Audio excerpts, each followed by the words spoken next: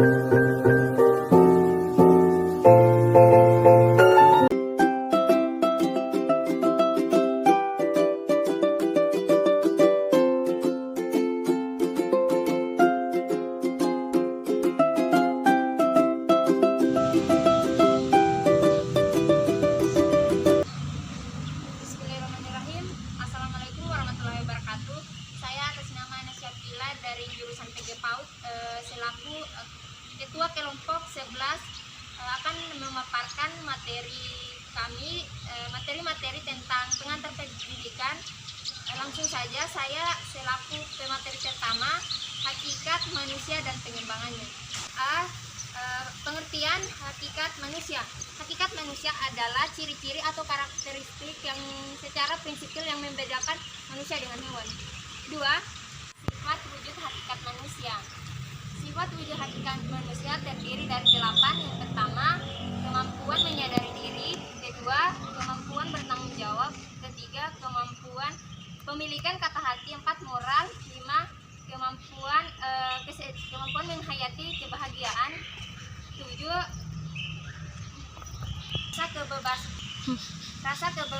Rasa kebebasan atau kemerdekaan. 8. Kemampuan bereksistensi. 3. Dimensi hakikat manusia serta keunikan, potensi dan dinamikanya. Dimensi hakikat manusia terdiri dari 4, yaitu dimensi kesusilaan, kesosialan, keindividuan, dan keberagaman.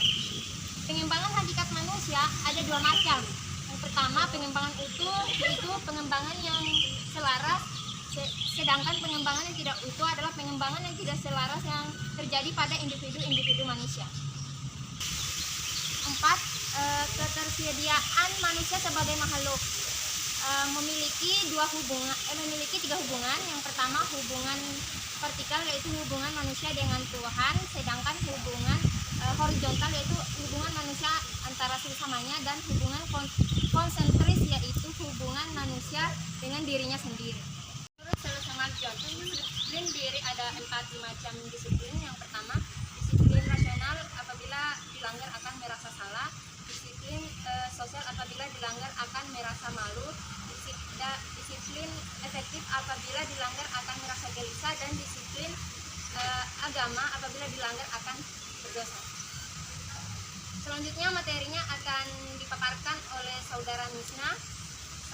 Silakan ke Saudara Misna. Baik, terima kasih atas waktunya. Langsung saja saya akan memaparkan materi kedua yang berjudul pengertian dan unsur-unsur pendidikan. Pengertian pendidikan. Pengertian pendidikan terbagi menjadi 4 bagian. Yang pertama, pendidikan sebagai proses transformasi budaya. Yang kedua, pendidikan sebagai pembentukan pribadi. Yang ketiga, pendidikan sebagai penyiapan warga negara. Yang keempat, pendidikan penyiapan tenaga kerja. B. Pendidikan nasional. Berdasarkan UUD nomor 2 tahun 2003 tentang pendidikan nasional adalah usaha sadar dan terencana untuk mewujudkan suasana belajar dan proses pembelajaran agar peserta didik secara aktif mengembangkan prestasi dirinya untuk memiliki kekuatan spiritual keagamaan, diperlukan dirinya, masyarakat, dan negara. C. Unsur-unsur pendidikan. 1.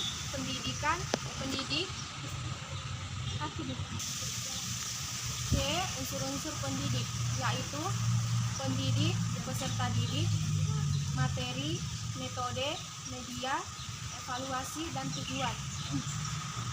D. Pengertian sistem. Sistem adalah suatu kebulatan keseluruhan yang kompleks terorganisir, suatu himpunan, perpaduan hal-hal atau bagian-bagian yang membentuk suatu kebulatan. Landasan ini bersumber dari pandangan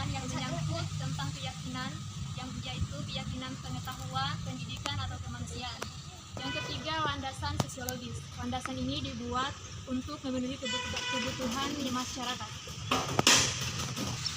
Oke, selanjutnya yaitu menyangkut tentang asas-asas pokok pendidikan. Asas pokok pendidikan yaitu adalah suatu dalam berpikir baik dalam tahap perencanaan maupun tahap pelaksanaan.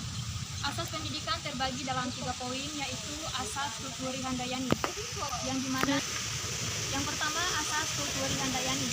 Asas ini yaitu merupakan sistem among pendidikan yang dikembangkan oleh Ki Hajar Dewantara, yang kemudian lagi dikembangkan oleh Dr. Randus RMP Sastro Kartono, yang dengan menambahkan dua semboyan, yaitu Ing Ngarso Sungsung Kelodo dan Ing Madio Mangunkarso. Selanjutnya asas kemandirian dalam belajar. Asas ini menyangkut tentang kemandirian siswa dalam belajar dalam menyelesaikan masalah tanpa ada bantuan dari pendidik. Oke, selanjutnya saya kembalikan kepada moderator.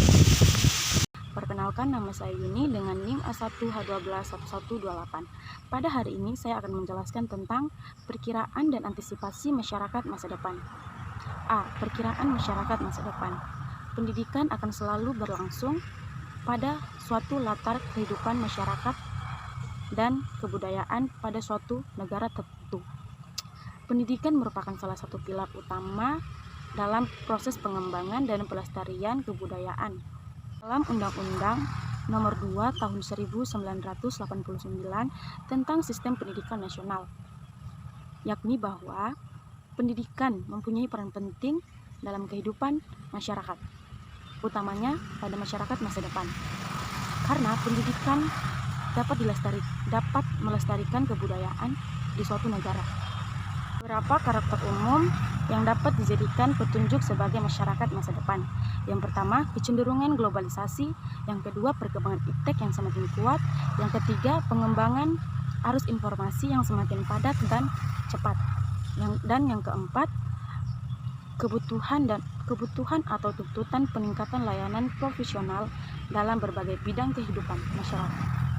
Pengertian lingkungan pendidikan. Lingkungan pendidikan dapat diartikan sebagai berbagai bentuk atau karakter pendidikan dalam pembelajaran. 2. Fungsi lingkungan pendidikan. Fungsi lingkungan pendidikan adalah membantu peserta didik dalam berinteraksi dalam berbagai lingkungan sekitarnya, utamanya berbagai sumber daya pendidikan dan mencapai tujuan pendidikan. 3. Jenis-jenis lingkungan pendidikan. 1. Keluarga. Pendidikan keluarga berfungsi sebagai 1. Pengalaman pertama masa kanak-kanak. 2. Menjamin kehidupan pendidikan anak. 3. Memberikan dasar pendidikan sosial. 4. Meletakkan dasar-dasar pendidikan agama bagi anak-anak. Sekolah. Sebagai sumbangan sekolah sebagai lembaga pendidikan diantaranya yaitu 1. Sekolah membantu orang tua untuk mengerjakan kebiasaan-kebiasaan baik serta menanamkan budi pekerti yang baik. 2. Sekolah memberikan pendidikan untuk kehidupan ke dalam masyarakat yang sukar atau tidak dapat diberikan di rumah. 3. Sekolah melatih anak-anak untuk melatih kecakapan-kecakapan seperti membaca, menulis, berhitung, menggambar, serta ilmu lain. 4. Di sekolah diberikan pelajaran etika, keagamaan, estetika, memberikan benar atau salah, dan sebagainya. 3. Masyarakat. Kaitan antara masyarakat dengan pendidikan dapat ditinjau dari 3 segi, yaitu 1. Masyarakat sebagai penyelenggara pendidikan. 2. Lembaga-lembaga kemasyarakatan atau kelompok sosial di masyarakat. 3. Dalam masyarakat tersedia berbagai sumber daya belajar yang baik. Perkenalkan, nama saya Ania Farnia dengan NIM A1H121037. Di sini saya akan memaparkan materi bab 6 dengan judul aliran-aliran pendidikan. Aliran pendidikan menjadi 2, yaitu aliran klasik dan aliran modern. Aliran klasik terbagi menjadi 4, yaitu 1. Aliran empirisme yang dipengaruhi oleh faktor lingkungan. 2. Aliran nativisme yang dipengaruhi oleh faktor genetik dan kemampuan anak. Yang ketiga, aliran naturalisme yang dipengaruhi oleh faktor bawaan dari lahir. Yang keempat, aliran konvergensi yang dipengaruhi oleh 2 faktor, yaitu faktor dalam dan faktor luar. Faktor dalamnya yaitu seperti pengalaman dan psikologis. Faktor luarnya seperti yang dipengaruhi oleh lingkungan. saya akan memaparkan materi bab 7 yang berjudul permasalahan pendidikan. Yang pertama, masalah pokok pendidikan dan penanggulangannya. Pada dasarnya ada dua masalah pokok yang dihadapi oleh dunia pendidikan di tanah air kita dewasa ini, yaitu A. Bagaimana semua warga negara dapat menikmati kesempatan pendidikan. B. Bagaimana pendidikan dapat membekali peserta didik dengan keterampilan kerja yang mantap dan untuk dapat terjun ke dalam kancah kehidupan masyarakat. Yang kedua, jenis permasalahan pokok pendidikan. Seperti telah dikemukakan pada bagian pertama, pada bagian ini akan dibahas 4 masalah pokok pendidikan yang telah menjadi kesepakatan nasional yang perlu diprioritaskan penanggulangannya. Masalah yang dimaksud yaitu A. Masalah pemerataan pendidikan. B. Masalah mutu pendidikan. C. Masalah efisiensi pendidikan. D. Masalah relevansi pendidikan. Yang ketiga yaitu faktor-faktor yang mempengaruhi perkembangannya masalah pendidikan.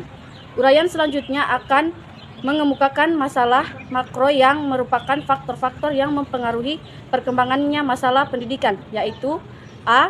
Perkembangan iptek dan seni. B. Laju pertumbuhan penduduk. C. Aspirasi masyarakat. Dan D.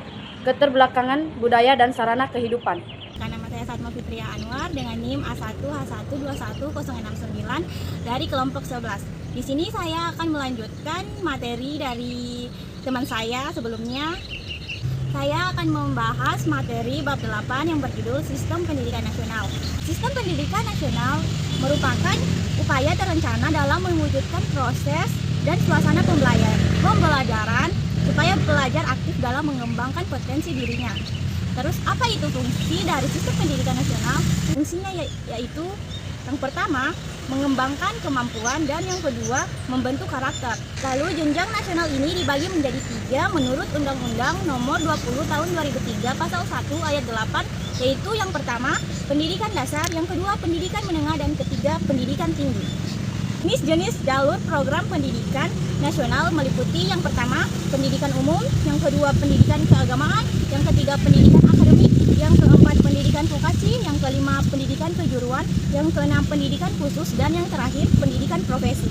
Jalur program pendidikan nasional menurut Undang-Undang Nomor 20 Tahun 2003 pada pasal 1 ayat 7 berikut adalah beberapa jalur pendidikan di dalam negeri. Yang pertama, pendidikan formal, yang kedua, pendidikan informal, dan ketiga, pendidikan non formal. Baik, saya akan melanjutkan materinya yaitu bab 9, pendidikan dan pembangunan. Pendidikan mempunyai misi pembangunan, mula-mula membangun manusianya. Selanjutnya manusia yang sudah terbentuk oleh pendidikan menjadi sumber daya pembangunan.